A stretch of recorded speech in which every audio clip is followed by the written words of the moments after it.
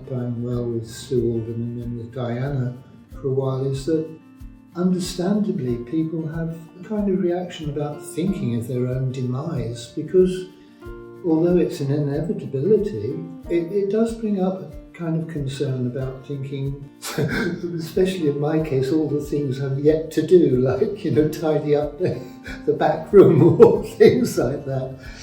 So there is an energy that you need to really sort some things out in order to have the mind space really to think, now perhaps, it would be a good time to start putting my thoughts towards what my directives towards the end of my life will be.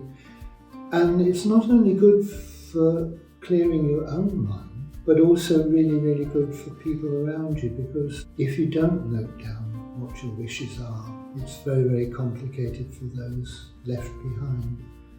And in particular, if you haven't revealed any of your choices to an immediate family member or friend, even more particularly, haven't noted it down in some form, it can be very complicated and also, in a sense, very wasteful as well, because if you haven't made any provisions in a will, executives have to follow the rules of the country. In the case of Jamyang, of course, we're a registered charity, so that would relieve a lot of problems as well. In my case, it's been quite easy in the sense that I don't have dependents or family, partner or anything. Well, those that I do, I should say, because I've got really dear cousins I'm very fond of. I was an only child, but we grew up more or less in each other's households. But they're all fine.